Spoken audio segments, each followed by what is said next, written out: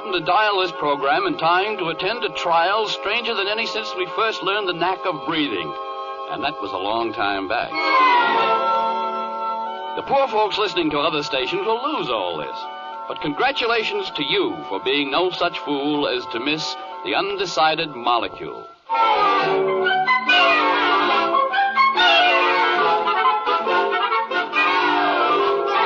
Columbia presents Corwin. Tonight, in the third of a limited series of 8 broadcasts for CBS, Norman Corwin brings you The Undecided Molecule, a rhymed fantasy concerning dangerous developments among the elements, as disclosed by Robert Benchley, Norman Lloyd, Groucho Marx, Vincent Price, Sylvia Sidney, Keenan Wynn, and the music of Carmen Dragon, conducted by Lud Gluskin. The Undecided Molecule.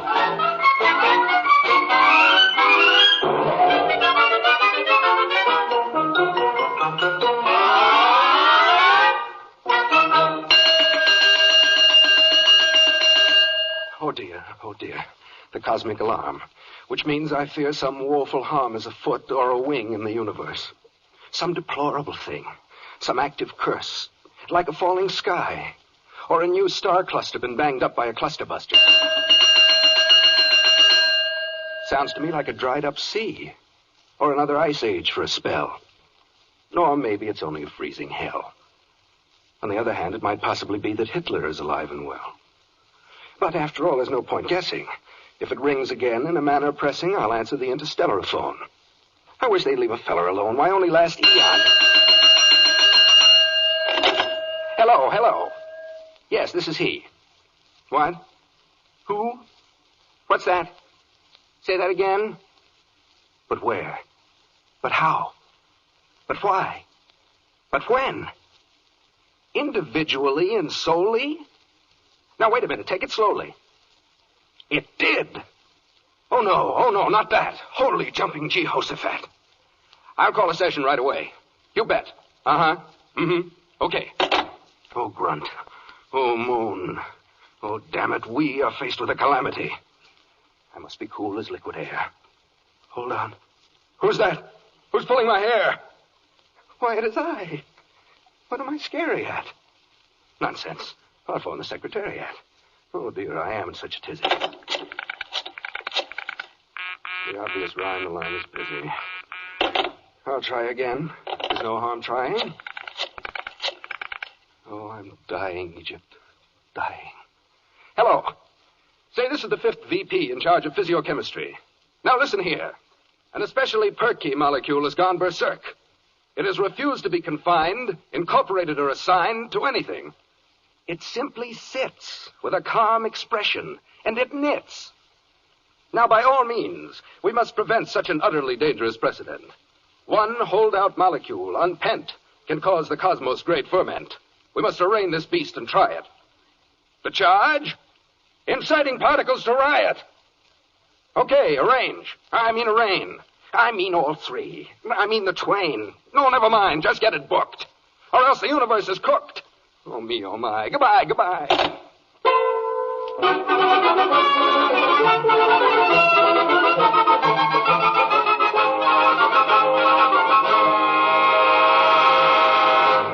Hear ye. The Court of Arbitrations and Adjudications of Physiochemical Relations, Department of the Interior of the Atom, Criminal Sitting, Division of Investigation, Charge, Countercharge, Accusation, and Confession is now in session.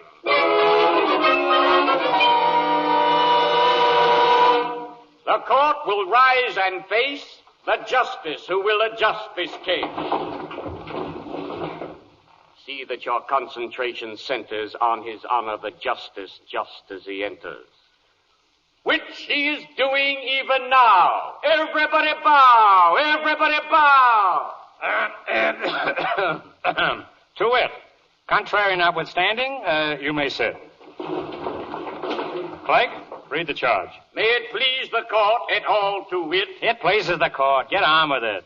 Whose versus whom? The cosmos and all the spheres, systems, clusters, galaxies, orbits, planets, satellites, together with all species of animals, vegetables, and minerals appertaining thereto, of all conditions of age, social standing, and sex, versus the anonymous molecule hereinafter referred to as X. What's the charge against said molecule? Unwilling to be named, rebelling when defined, declining to be blamed, objecting when assigned, protesting when selected, resisting an attack, refusing to be directed, and talking back. Most serious, most dangerous, so strange it's almost strangerous, insidious, precarious, a shade below nefarious. The possibilities in sight are frightful, meaning full of fright, and rueful, meaning full of rue, and gruesome, meaning rather grew. Providing, Your Honor, the charges are true. Oh, why, yes, they must be proven true. Which is something we have yet to do. Quite right, but who was asking you? Now, is the prosecutor here? Present. Well, then, appear. The trial's on. Try not to miss it. Step up and state your case and be explicit. May it please the court, this case involves a very small matter. By this I don't mean mere trivia or idle chatter, but a particle of matter best described as little. Smaller than a jot? Even smaller than a tittle. Are you referring to molecule X? Yes.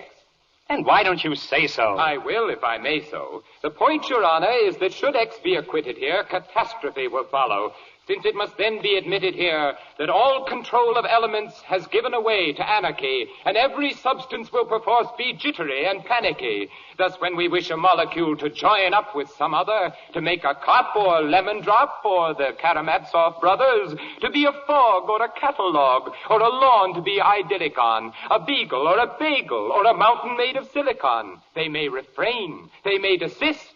And if enough of them should do so, there'll never be another tenor singer like Caruso. No dog to bark, no lark to hark, no grand old man like Talleyrand. No bee will be, you'll see no sea, no ostrich fanned for Sally Rand. It's staggering. It's awesome, the damage X could wreak. By simply playing possum, it makes me rather weak. Clerk, order me a pony of spirits of ammonia. Now, there you are. If X's rebellion is indulged, I think it only safe to say, and fair to be divulged, there'll never be another atom of the element ammonium. So take that home and play it on Your Honor's own euphonium. Young man, I blasted you a disapproving snort and warn you, one more phrase like that. Contempt of court. Now, who is here for the defense? I am, Your Honor. Well, commence. I will. I do so. Now you see, sir. I see nothing of the sort. Who's paying you your fee, sir? No one at all. The way it is with me, sir, I'm acting out of interest in civil liberty, sir. What's liberty to do with it, if you will be so kind? Just this. Where in the universal law books can you find it's criminal for anything to be of open mind? The precedent is ample. It is. Let's have a sample. Blackstone on the elements. Case of bismuth versus molybdenum. Oh, drat the books. Our legal forebears doubtlessly all fibbed in them. Hold on there, you upstart. Is not the horse before the cart? Where would we be without tradition? In some advanced, improved position. What? Young man, are you a red? Have you been to the crimson bread? Neither to crimson nor to purple. Well, no whipper-snapping twiple. Challenge me. What do you take me for? A most distinguished expert on the law. Very sensible thing you've said today. Where were we in this trial, by the way? On the right of X to have an open mind. Now, surely justice is not yet so blind as to be unfavorably disposed. Towards openness of mind, my mind is closed. Your Honor, this is scandal. Now, see here. I can handle this. Let's have no more of your bold to-do. A molecule must do what it is told to do. Now, that's decided. Suppose we break for lunch. I'm famished. It's been a tiring day. I sure would like to crunch. A nice fresh salad bowl of crispy, tangy hashish. Your Honor, I cannot refrain from calling you a fascish. Contempt of court. Clerk, find the counsel for defendant, please. He has the brass to charge the bench with having fascist tendencies. Ridiculous and ludicrous. Make it a heavy fine. How could I be a fascist? Why, I am so benign, I hardly ever beat my wife. My children bow before me. I'm much admired by rattlesnakes, and birds of prey adore me. I'm tender and I'm sensitive. An anti-insurrectionist. I wouldn't hurt a cobra. And I'm anti-vivisectionist. I'm sure that's absolutely true, and that you're not the sort who would deny a prisoner his right to speak in court. Your might is mixed with mercy, and wisdom's infused. So how about a word or two from X, who is accused? Oh, very well. Since your appeal is to the better side of me, let no one say my conduct here is prejudiced or snide of me. We'll hear from X, but make it short. Where is the little dope? Right here beneath this new electronic super microscope. Swear him in. Put your right hand on the atomic table and say as loud as you are able, I do solemnly swear to tell the truth, the whole truth, and Buzz was the Muzzawalla, Buzzawalla, Hutsat, Fluga, Buga, Putt, Putt, Scuttlebutt, and nothing but the truth. So help me I. Now testify. What's that squeaking? My client, speaking. Well, how do you expect me to understand? There's an interpreter at hand. Where? I don't see any. Right at your elbow. Oh, yes. How do? I'm very well, Bo. Bo, aren't you getting a bit familiar? I suppose I am, but please think nil of it. Can you understand what the molecule says? Yes, that's my business, isn't it? A fake character. Like a film by Disney. Disney's not involved in this. Why isn't he? I don't know. Where does all this lead? Nowhere. Then please proceed to interpret X for the court of Lex. Lex is Latin for law, I guess, which shows I, too, enjoy access to more than one tongue. I'm a giant intellect. Now, let's hear your client. Proceed if you will, Mr. Molecule. Let your story fairly leap from you. Oh, come on. We're waiting now. The court wants to hear a peep from you.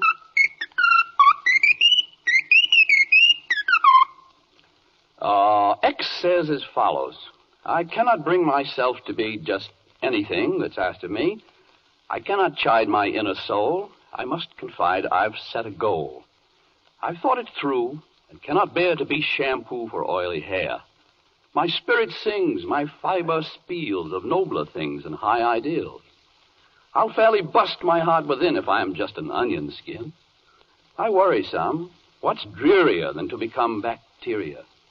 And when I've tried hard to obey, my conscience cried, but hold, but stay. A worm for bait? I have my pride. I vacillate. I can't decide. Though Hamlet had a hard time, why, he wasn't so sad as little I. You see my lot? Yes. It's not for me to be or not, but what to be. Mm-hmm. My plight inside is bona fide. I can't decide.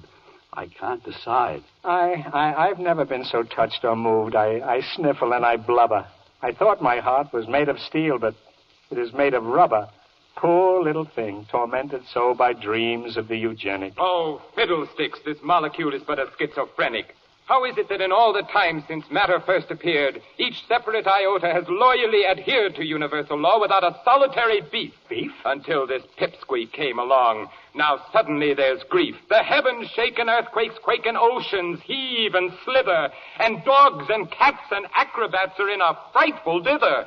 A timid snip has lost its grip and whines of its neurosis. If you condone this freak, you'll reek of moral halitosis. I strongly urge your honor, purge X to its smallest decimal, or else the infinite will bow before the infinitesimal. You're right. What was I thinking of to pity Jan Schlemiel? I thought my heart was fairly soft, but it is made of steel. I shall not spoil this molecule by sparing it the rod, and so I sentence it to die before a firing squad. Perhaps a little torture first, like singeing at the stake, and drops of water on the head. And for variety's sake, a little twist of the garrote, a slice of guillotine, and X shall mark the spot where X was boiled in Vaseline. I ask this sentence be appealed. Impossible. Your client's fate is sealed. Ah, no, the court's decision is far from ineluctable.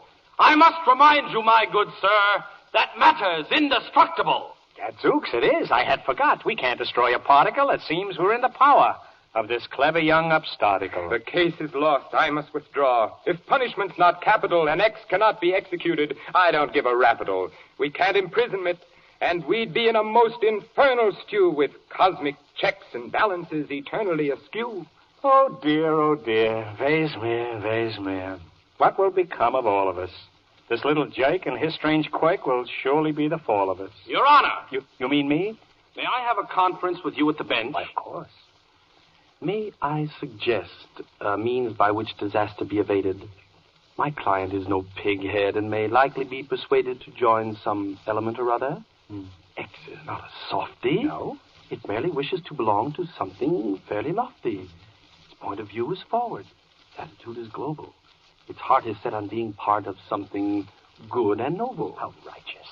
So I suggest you demonstrate, and this will never hurt you, that being this or that or t'other has a point of virtue. Well, How do you propose we do it? I have a plan. I was coming to it. Invite a representative of each important kingdom. You mean like Dempsey for the ring or Artie Shaw for swingdom? No, but you're warm. A lion for the jungle or an eagle for all wingdom? Keep on. Remember, 3 of them and 1 for every kingdom. Oh, I know. Animal and mineral and, I forget the third. The vegetable kingdom. Why, yes, of course. Absurd. That's splendid. We could get them here and each could make a pitch. And X could then make up its mind to which it wished to hitch. I'll call a recess in this trial while we round up a trio. Meanwhile, some music. Clark? Yes, sir. Can you sing Solo Mio? No, but the court musicians would be very glad to play for you. Where's the conductor? I'm right here. Is everything okay for you? You bet. Shall I begin, Your Honor, with a prelude by Stravinsky or toccata for the G-string by the famous brothers Minsky? Have you anything around that Dmitri Shostakovich wrote? Oh, yes. A Passacaglia, and I'm sure that you will love it, Not. I've changed my mind. I'll have a slug of music by Lynn Murray. The one he calls Wer klärt der Nacht, one chicken mitten curry. Is that title correct? Yeah, I fear it is. Okay, then, play it. Here it is. 1, 2.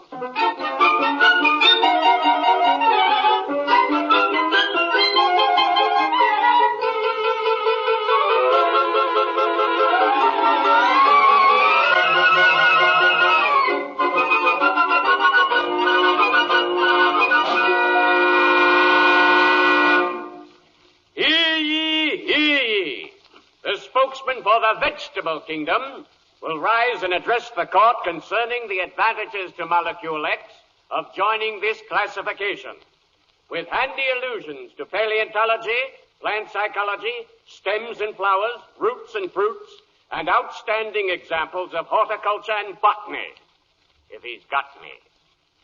I doubt that X shall ever see an atom lovely as a tree. Why, nothing has got quite the charm of the most ordinary palm, with coffee beans and turpentine, and grapes which make imported wine. And as for molds and types of fungus, we have some noted ones among us. Penicillin is a spore, noble beyond metaphor. Life is earnest, life is sweet, for the common sugar beet. Cotton, spinach, hemp and hop, one could really never stop singing vegetarian praise for years and months and weeks and days. Well, X says that trees are chopped for wood and that he sees no special good in being a beet which people eat. X says a palm, though fine in Maine, can come to harm in a hurricane. The grape's a curse, since drinking is evil, and cotton is worse for the ball weevil. X does not wish to look for trouble. It's not his dish, the vegetable. For a molecule that's supposed to be meek, the choosy Mr. X has a lot of cheek. Step down, vegetable. Let mineral speak. The spokesman for the mineral kingdom will address the court concerning the advantages to Molecule X of joining this classification, with allusions to metallurgy, gypsum, filiform silver, motor cars, nickel bars, pickle jars, and manganese. Please. Now, the way that X can best ensure his choice of substance will endure is to stop his flopping about and settle down to being a respectable metal. Oh, fiddly-dee, fiddly-dum, yum-yum, oh boy, aluminum. If he likes the work of Byron, he can be the iron in irony. That sounds to me like pure, unalloyed non sequitur. If he wishes to be a worker, he can serve in a column of mercury. And if he'd rather be gay and giddysome, there's radium, uranium, iridium. Oh, tantalum, tungsten, talcum, tin, ipsy, pipsy, bitterson, gin, alto, saxon, copper, tax, raxily, rax, borax, borax, merrily, barely, chili by gin, triple I zinc, and kaolin. Team. Oh, I beg. Are these football yells necessary? Yes, sir. Very. Well, what do they mean?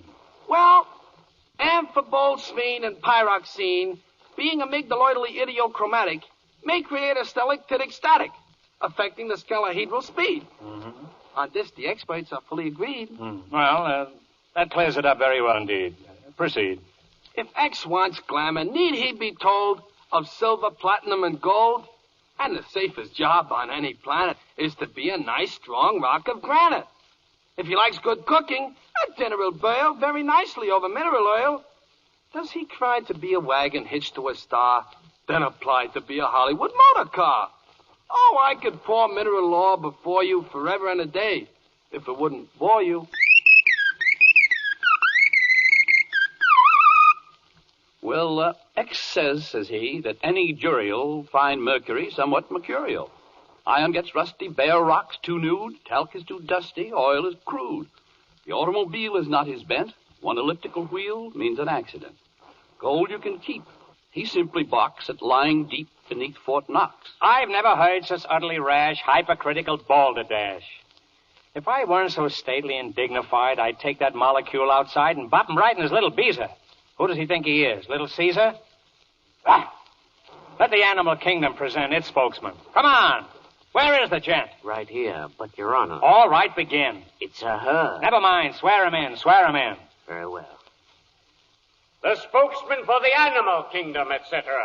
Species of bird, bee, dog, flea, hen, man. Does solemnly swear, etc. In the name of the llama, gnu, orc, yak, kangaroo, slippery Dan, Charlie Chan, the common man, and so forth, that he or she will please go forth and testify to the legal cause. Thank you. I gladly take the floor.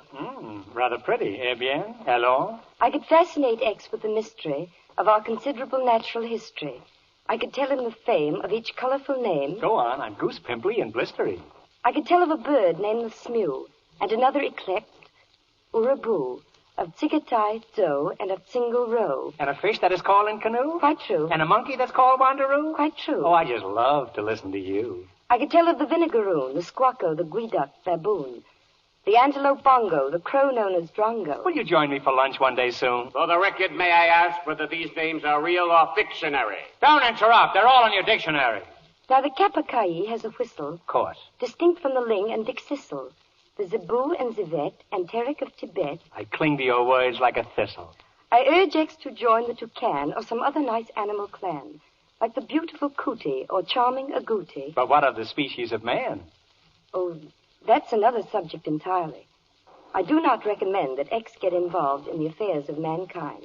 Is that because you believe in the principle of matter over man's mind? No, but being human would surely hex a sensitive molecule like X.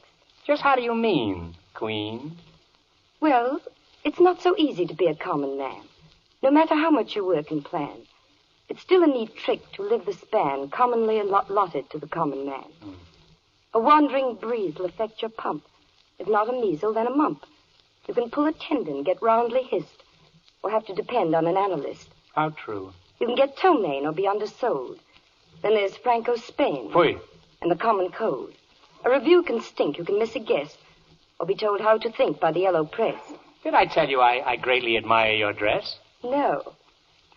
There's water on the knee and athlete's toes, the doctor's fee and the running nose, aching bursitis, rashes and rickets, colitis and bursitis, and parking tickets. Not in this court. You can get diabetes or caught in the rain. Not in this court. You can run out of Wheaties or into a train. You can get neurasthenia. A blizzard can chill you. Your wife can be meania. A dentist drill you.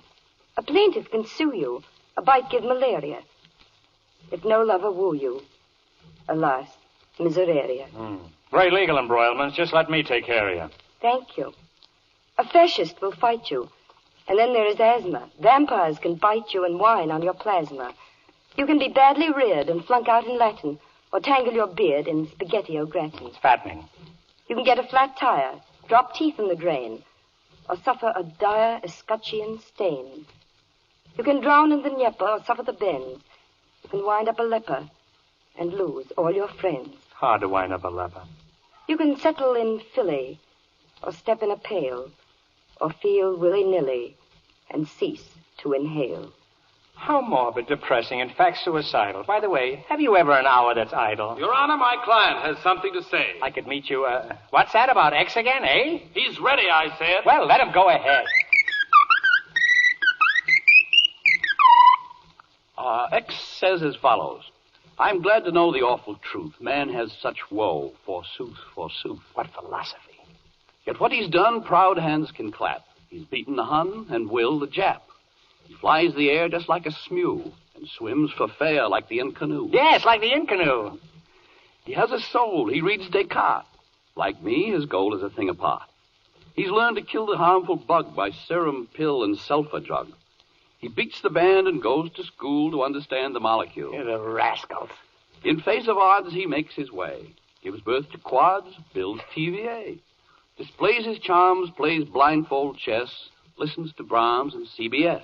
CBS, of course. The common guy both thinks and feels. Nothing's too high for his ideals. Though it cost him sadly to put down jerks. Please. He's not done badly. Look at his works. For all his pains, we owe him thanks, and I do gladly join his ranks.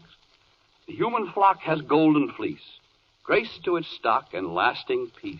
Oh, splendid. What a moving speech. I had thought X a worm, a leech. But now I see he's a regular fellow. He's twanged me so I quiver like jello. Oh, joy, oh, rapture, fields of clover. Looks to me like trial's over. Quite so. My dear X, forgive the digression, but I'm sure you'll be happy in your chosen profession. As for you, Miss Hannemer, you look great. It's slightly extra-legal, but have you a date for later in the evening? Do you like to dance? Have you any marked tendency toward romance? I have. But what about the wife you seldom beat? And the children you have mentioned who grovel at your feet? Ho, ho, ho! Mere rhetoric and fragmentary frippery. The legal mind behaves this way. It's very smooth and slippery when arguing. I have no wife or any such a fixture. In that case, I will marry you, as in a Class B picture.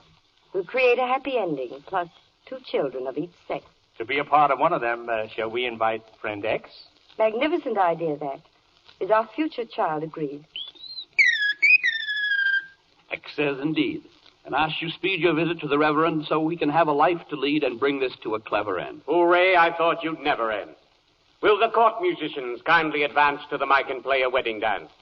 And then after that, please segue and sally into a sort of a kind of finale. 1, 2, 3.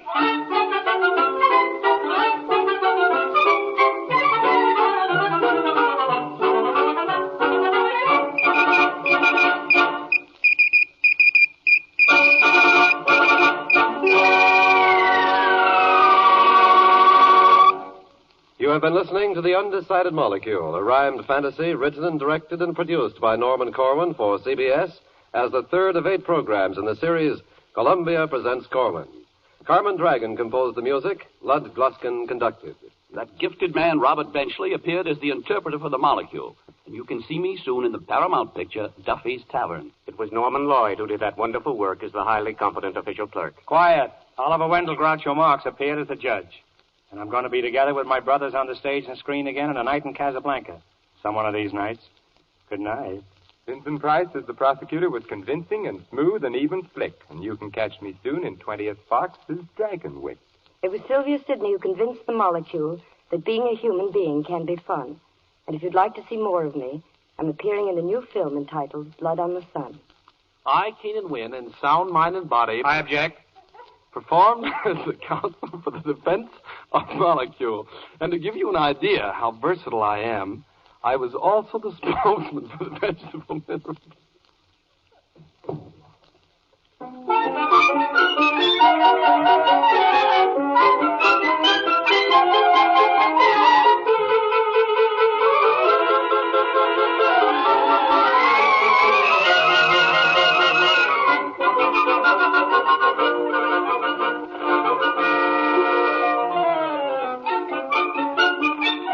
Next week at this time, Columbia presents one of the most popular and often requested programs from last year's series, New York, a Tapestry for Radio, starring Orson Welles in the role of the narrator. This is CBS, the Columbia Broadcasting System.